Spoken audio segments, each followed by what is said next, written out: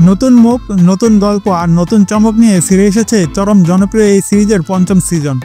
এবার আমরা ডুব দেব পর্ব 9 থেকে পর্ব 16 পর্যন্ত রোমাঞ্চকর ভরপুর এই যাত্রায়, যেখানে নতুন চরিত্র আর টুইস্টে বদলে দিচ্ছে ব্যাচেলর পয়েন্টের পরিচিত গতিপথ। হাজারো বাঙালির আবেগ আর ভালোবাসার নাম ব্যাচেলর পয়েন্ট সিজন 5। গল্পটা শুরু হওয়ার কথা ছিল এক অদ্ভুত মোড় থেকে, যেখানে বোরহান ওরফে আতামিয়া বাড়ি দখল করে নিচ্ছে আর ইভা আত্মহত্যার পথ বেছে নিচ্ছে। কাবিলারা তখন রাস্তায় রাস্তায় ঘুরে বেড়াচ্ছে দিশেহারা হয়ে, আর শিমুল বোরহানের পেছনে কুর চালিয়ে রেখে যাচ্ছে ক্ষোভের দাগ, যেন এই গল্পটা শেষ হয়ে গিয়েছিল। কিন্তু আসলে এখান থেকেই তো শুরু হওয়ার কথা ছিল আসল কাহিনী। তবে সিজন 5-এর গল্প একেবারেই অন্য পথে হেঁটেছে। আগের সেই টানটান উত্তেজনার জায়গায় কাহিনীর শুরু হয়েছে এক মজার দৃশ্য দিয়ে। শিমুল আর হাবু একসাথে সবজি বাজারে গিয়ে সবজি কিনছে। এই হালকা হাস্যরসাত্মক সূচনা বুঝিয়ে দেয় এবার ব্যাচেলর পয়েন্ট এক নতুন ঢঙে ফিরেছে। সিজন 5-এর প্রথম থেকে অষ্টম পর্ব পর্যন্ত দর্শকদের অনেকটাই হতাশ করেছে। চরিত্রগুলোর মধ্যে আগের মতো সেই প্রাণ, সেই টানটা যেন কিছুটা অনুপস্থিত। তবে যাই হোক, এবার আসি মূল আলোচনায়।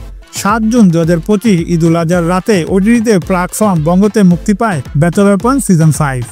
প্রথম 8 পর্বে 30 লাখের বেশি পেইড ভিউ পাওয়া সিজনটি দর্শকদের মনে মিশ্র প্রতিক্রিয়া সৃষ্টি করেছে। তবে পর্ব 9 থেকে 16 পর্যন্ত এসে গল্প নতুন মোড় নেয় এবং একদম ভিন্ন ধারায় প্রবাহিত হয়। কে এলো নতুন? কি হলো সেই ঘটনার সূত্রপাত? চলুন জানি। ব্যাচেলর পয়েন্টের ফ্ল্যাটে নতুন একটি চরিত্রের প্রবেশ ঘটে। পর্ব 9 থেকে আমরা পরিচিত হই এক নতুন মুখের সঙ্গে, যার নাম মতলব। এই নতুন চরিত্র নিয়ে ব্যাচেলর পয়েন্টের গোটা জীবনে শুরু হয় এক অপ্রত্যাশিত এবং নাটকীয় মোড়। নতুন এই চরিত্রের অভিনয় অনেকাংশ প্রত্যাশা পূরণ করতে পারেনি। বিশেষ করে পুরনো চরিত্র আতামিয়া অর্থাৎ শরাফ আহমেদ জীবনের কমিক টাইমিং ও ডায়লগ ডেলিভারি তুলনায় নতুন চরিত্রের পারফরমেন্স কিছুটা দুর্বল মনে হয়েছে। পাবেল অর্থাৎ বজরাবাজারে জাকিরের ব্যাচেলর ফ্ল্যাটে থাকা চরিত্রটি আসলে দর্শকদের কাছে বেশ বিরক্তিকর মনে হয়েছে। কথায় আছে, লেবু বেশি চিপলে তিতা তো হয়, আর ব্যাচেলর পয়েন্টও যেন একটু বেশি চিপতে গিয়ে পুরো সিজনটাই তিতা করে ফেলছে। নতুন এই চরিত্রটি গল্পের সাথে পুরোপুরি মানানসই লাগেনি, বরং জোরপূর্বক যুক্ত করা হয়েছে বলে মনে হয়েছে। এর ফলে পুরো কাহিনীর স্বাভাবিক প্রবাহ এবং প্রভাব অনেকটা বিঘ্নিত হয়েছে। সত্য বলতে সিজন 5-এ মূলত কোনো সুস্পষ্ট গল্পই মনে হয় না। আগের ব্যাচেলর পয়েন্টের গল্প আর এখনকার গল্পের মধ্যে আকাশ পাতাল পার্থক্য রয়েছে। যদিও এই গল্পগুলো তৈরি করতে পর্দার পিছনে একটি বিশাল দল কাজ করেছে, তবু গল্পের ধারাবাহিকতা ও আকর্ষণ অনেকটাই ক্ষয়প্রাপ্ত হয়েছে। পরিচালক কাজল আরিফিন অমির নির্দেশনায় অভিনেতারা যথাসাধ্য চেষ্টা করেছেন তাদের চরিত্রগুলোতে প্রাণ সঞ্চার করতে। তবে তাদের দেখে আপনি কোনোভাবেই ব্যাচেলর ফিল পাবেন না। দেখে মনে হবে তারা যেন একজন বিশাল বাদশা, যেন জমিদারের চরিত্র অভিনয় করছে।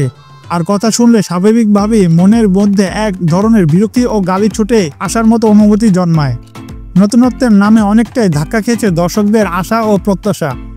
ব্যাচেলর পয়েন্ট সিজন 5-এর 9 থেকে 16 পর্বে যেন জনপ্রিয়তা ধীরে ধীরে কমতে শুরু করেছে।